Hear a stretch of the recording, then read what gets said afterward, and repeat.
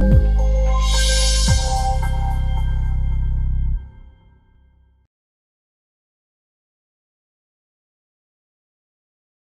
karena Al-Abbas berada dalam barisan orang-orang musyrikin, berada di barisan orang-orang musyrikin, terus terjadi perang, 70 orang musyrikin mati dalam perang Badar.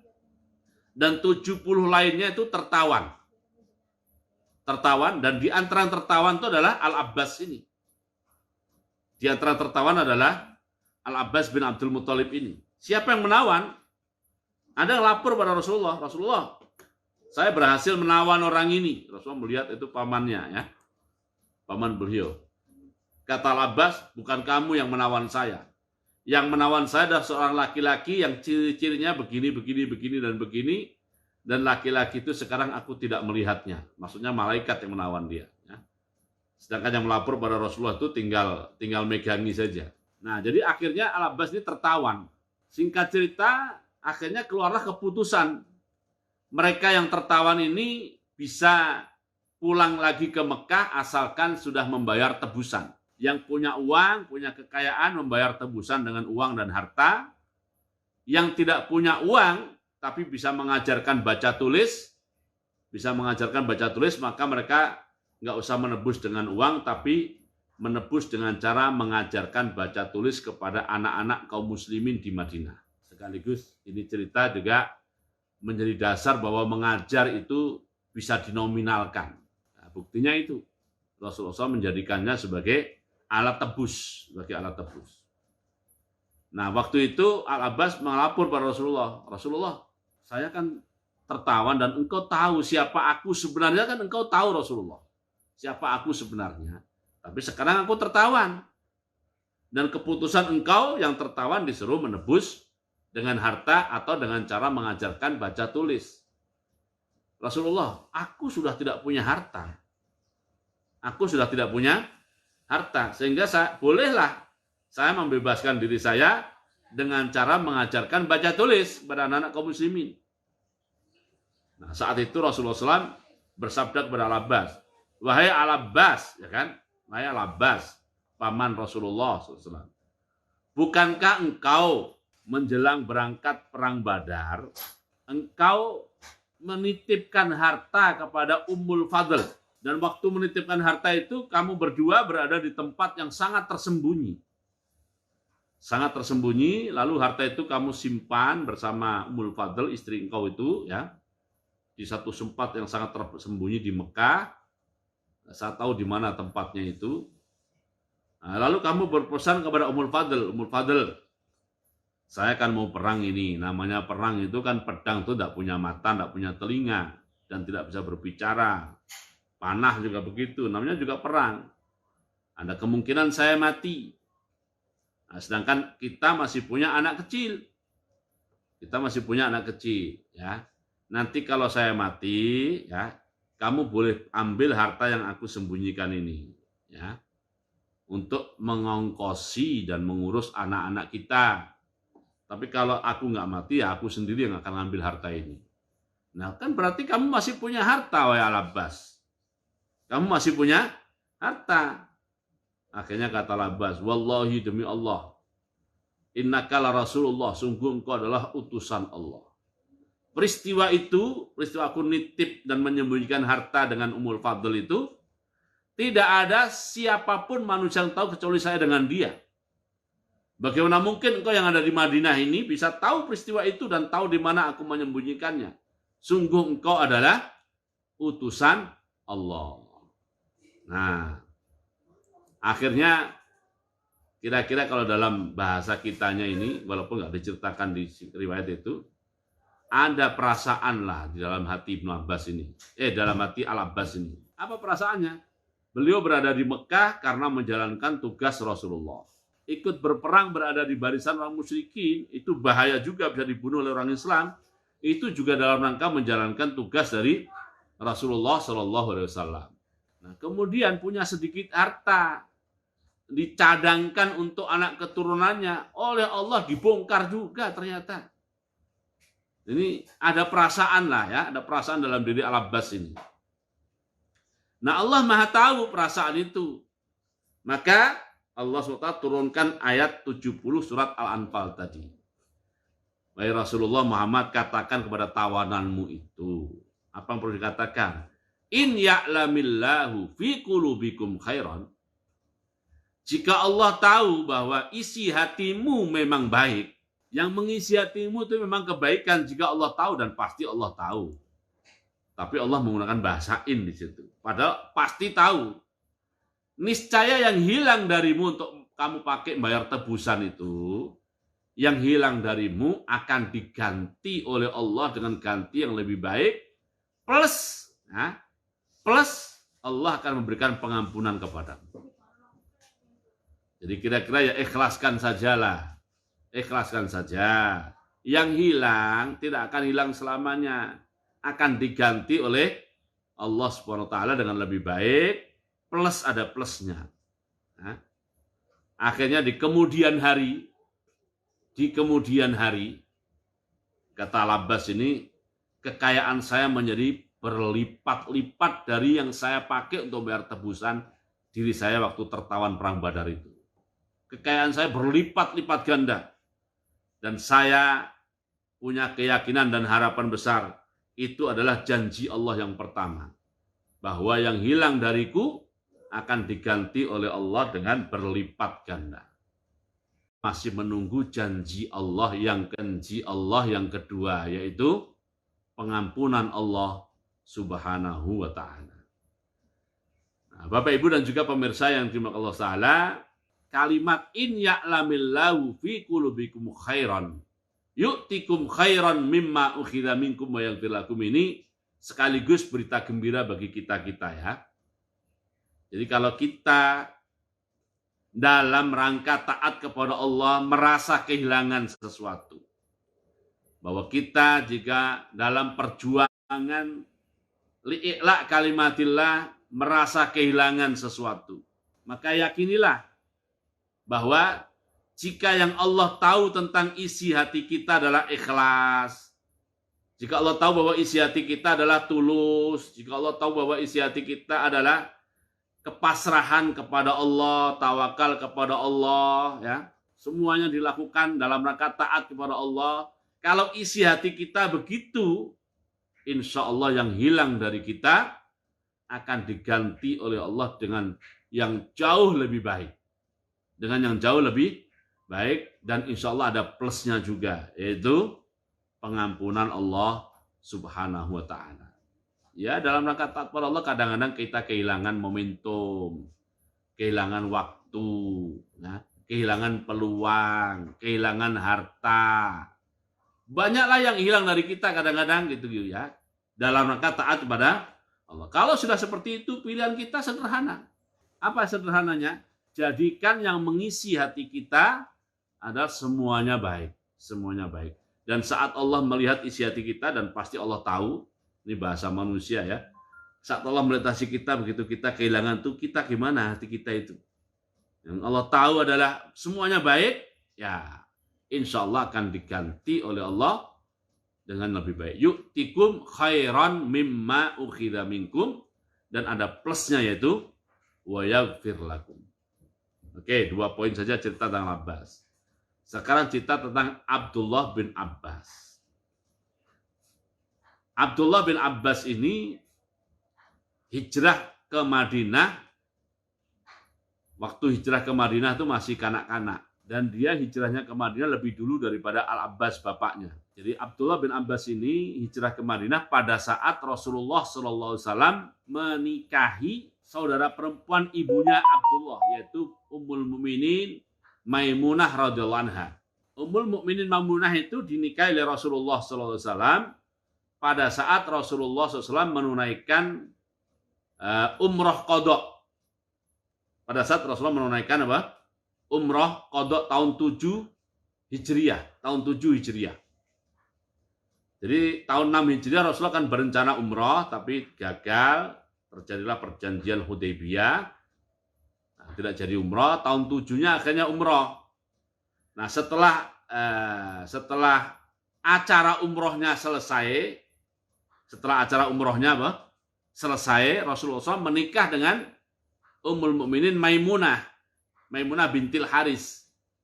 Maimunah bintil Haris itu saudara perempuan ibunya Abdullah bin Abbas. Saudara perempuannya Ummul Fadl. Saudara perempuannya Ummul Fadl. Nah, karena Rasulullah menikahi Maimunah, Ummul Mukminin Maimunah radhiyallahu anha, maka Ummul Mukminin Maimunah diboyong oleh Rasulullah SAW ke Madinah.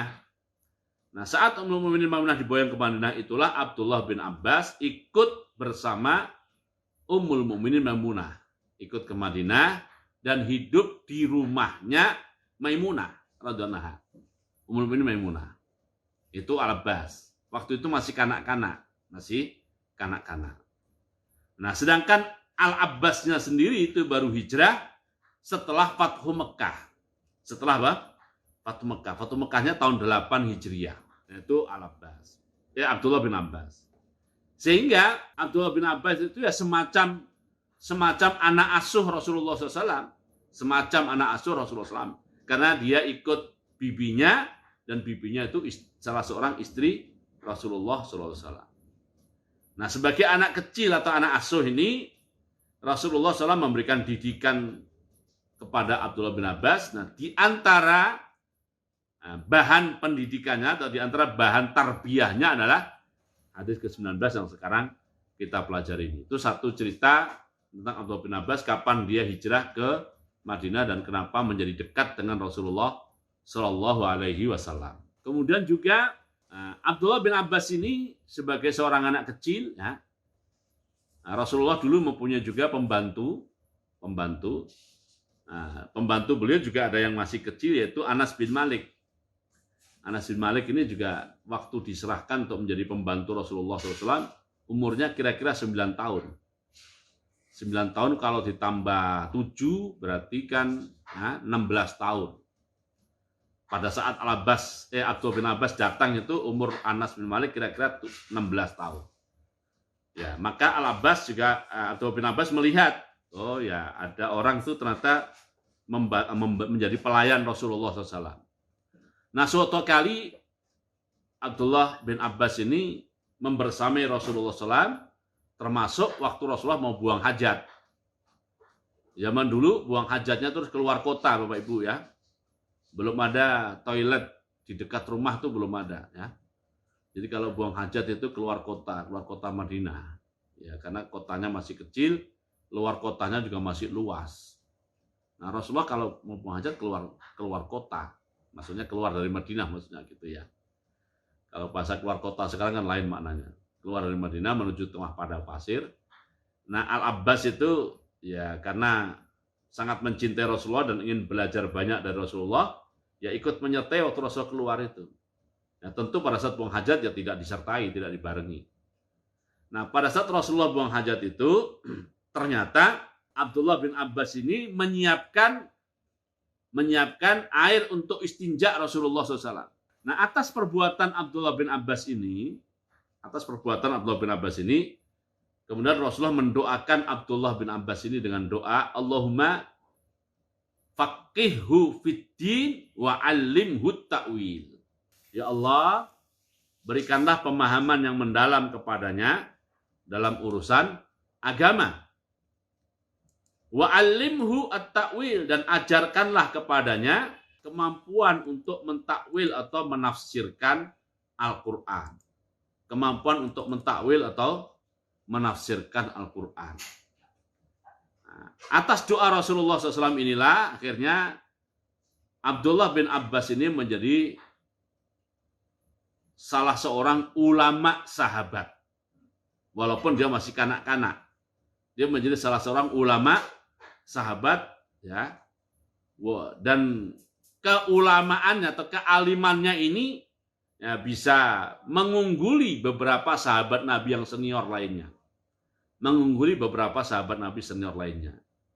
Karenanya pada zaman Umar bin Khattab radhiyallahu anhu menjadi khalifah atau menjadi Amirul Mukminin, Abdullah bin Abbas ini oleh Umar bin Khattab diangkat menjadi salah satu anggota Dewan Pertimbangan Umar ibn Khattab radhiyallahu anhu. Dewan Pertimbangan Umar bin Khattab yang sempat dipertanyakan, ya. Kompetensinya itu sempat dipertanyakan, kapasitasnya sempat dipertanyakan oleh beberapa sahabat Nabi yang senior kepada Umar bin Khattab. Kira-kira pertanyaan Umar, bagaimana ceritanya ini? Ini bocah ini, ya. Ini kan masih bocah ini, ya. Kok engkau angkat menjadi anggota Dewan Pertimbangan, engkau sejajar dengan kami. Lah dia itu kan secara usia itu ya usia anak bahkan cucu kami.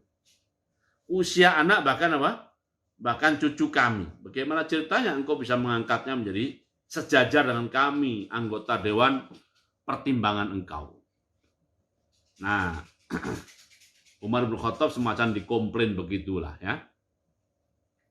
Kalau bahasa politik sekarang tuh ya ada pikiran-pikiran oposan lah dari beberapa sahabat ini, ya. Tapi oposan zaman itu ya, bukan oposan sekarang, ya. Pandangan yang berbeda lah.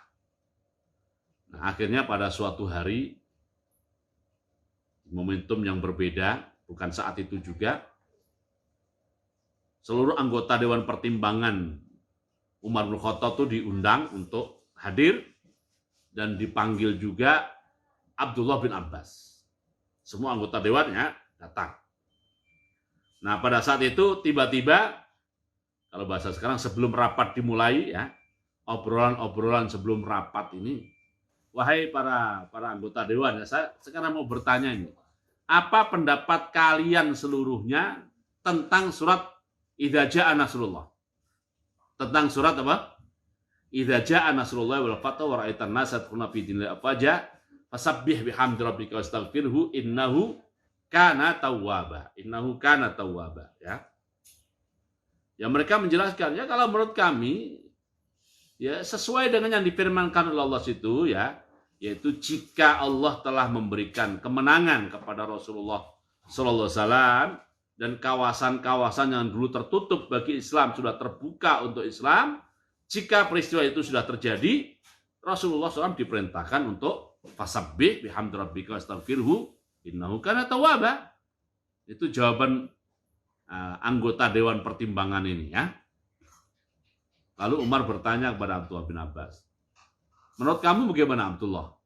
Kata Abdullah bin Abbas, saya menduga kuat Umar bertanya kepada saya dan membuat pertanyaan seperti itu untuk menunjukkan kompetensi saya di hadapan sahabat-sahabat senior itu. Kata Abdullah bin Abbas, menurut begitu tanya oleh Umar, saya sih tidak hanya itu. Saya memahami surat itu tidak hanya itu. Nah, terus apa dong? Yang tidak hanya itu tuh apa? Kata Abdullah bin Abbas, surat An-Nasr itu adalah pemberitahuan Allah SWT. Jadi di antara kandungannya adalah, di antara message-nya atau pesannya, itu pemberitahuan Allah SWT kepada Nabi Muhammad SAW bahwa tidak lama lagi Nabi Muhammad SAW akan dipanggil oleh Allah SWT. Tidak lama lagi Nabi Muhammad akan dipanggil oleh Allah SWT. Nah, Umar bertanya, kok bisa begitu, ceritanya gimana? Ya, kalau sudah fungsi, peran, tugas pokoknya sudah selesai, ya ditarik oleh Allah SWT. Kan idza jaa nasrullah berarti kan sudah selesai, makanya ditarik. Berarti itu pemberitahuan dari Allah atau message dari Allah kepada Rasulullah bahwa tugas beliau sudah selesai dan akan dipanggil kembali oleh Allah Subhanahu wa taala. Maka Umar kemudian berkomentar, saya sependapat dengan yang kamu sampaikan. Nah, dari situlah akhirnya sahabat-sahabat Nabi yang senior itu mengakui kompetensi Abdullah bin Abbas, ya, meskipun masih kanak-kanak atau masih remaja atau masih sangat belia, tetapi karena fungsinya adalah menjadi pemberi pertimbangan kepada Umar bin Khattab dalam mengambil keputusan, dan itu disyaratkan harus mengerti Al-Quran dan juga mengerti hadis, maka layaklah Abdullah bin Abbas menduduki jabatan dan posisi itu. Nah, ini sekaligus juga menjelaskan ya masalah fungsi dan jabatan itu tidak selalu identik dengan senioritas, tapi dia berkait dengan masalah kapasitas. Berkaitan dengan masalah apa? Kapasitas. Ya. Jadi walaupun masih belia, tapi kapasitasnya memungkinkan untuk menjadi anggota Dewan Pertimbangan itu ya oleh Umar bin Khattab, di mana perlakuan Umar itu menjadi sunnah bagi kaum muslimin, ya. Perlakuan Umar bin Khattab mengangkat Abdullah bin Abbas menjadi salah satu anggota Dewan Pertimbangannya. Ya. Kalau bahasa Arabnya adalah ahlu suronya. Ahlu suronya. Dan ini sekaligus juga menjadi salah satu wujud dari doa Rasulullah SAW, Allahumma faqihhu fiddin wa 'allimhu at-ta'wil, ya. Nah, di antara juga Rasulullah SAW sendiri ya mendidik secara khusus atau mentarbiyah secara khusus Abdullah bin Al-Abbas ini. Nah, di antara cara beliau mendidik dan mentarbiyahnya adalah ya tarbiyahnya itu dilakukan pada saat Abdullah bin Abbas dibonceng di belakang tunggangan Rasulullah SAW. Nah, ini juga sekaligus menjadi dasar ya pijakan bagi kita yang namanya tarbiyah itu tidak harus duduk melingkar di ruangan segi empat. Ya. Ini tarbiyah Rasulullah kepada Abdullah bin Abbas dilakukan sambil berjalan dibonceng di belakang Rasulullah SAW. Nah, disitulah Rasulullah menyampaikan materi tarbiyahnya kepada Abdullah bin Al-Abbas radhiyallahu anhuma. Mungkin sementara itu dulu yang kita bahas dari hadis ke-19, yaitu tentang cerita tokoh-tokoh sahabatnya, yaitu Al-Abbas dan juga putranya yaitu Abdullah bin Al-Abbas radhiyallahu anhuma. Oke. Cukup ya. Nah, kita tutup dengan doa penutup majelis dan suratul asri. Subhanakallahumma bihamdika asyhadu an la ilaha illa anta astaghfiruka wa atubu ilaik minasyaitonir rajim. Bismillahirrahmanirrahim. Wal asri innal insana lafi khusr illa alladziina aamanu wa 'amilus shalihat wa tawassaw bil haqqi wa tawassaw bis sabr. Wassalamualaikum warahmatullahi wabarakatuh.